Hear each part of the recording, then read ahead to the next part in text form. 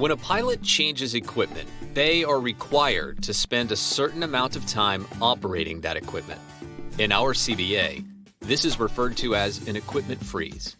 In this episode of The Brief, we are going to discuss equipment freezes, when they occur, how long they last, and the exceptions to them. Equipment freezes are covered in CBA Section 24, which is available on b6alpa.org. Let's start by discussing how an equipment freeze works and affects eligibility to bid.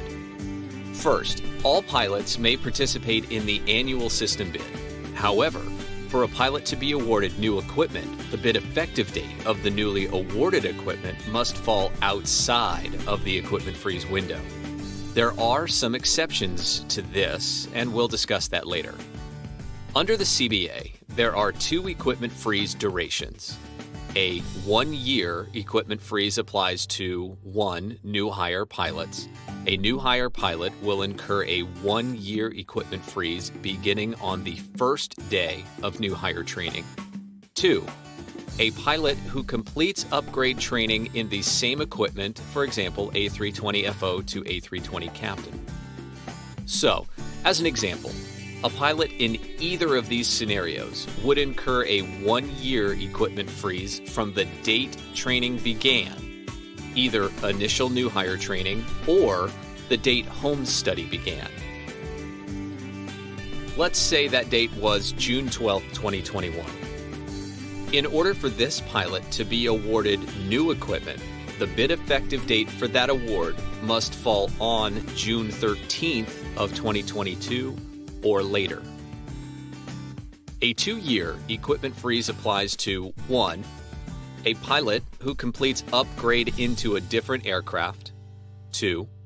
A pilot who transitions to a new aircraft. 3. A pilot who downgrades by his or her own choice incurs a 2-year status freeze. So in these scenarios, if our pilot were to begin training, including home study, on June 12, 2021, they could not be awarded new equipment unless the award had a bid effective date of June 13, 2023 or later. As we said earlier, there are a number of exceptions to the equipment freeze listed above. Let's take a look at those now.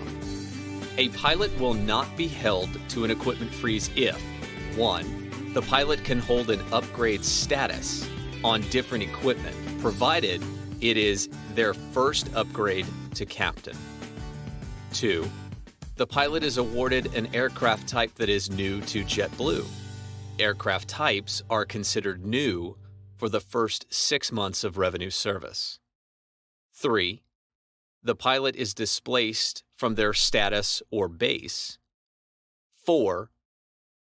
The pilot is unable to retain status due to limitations on the medical certificate.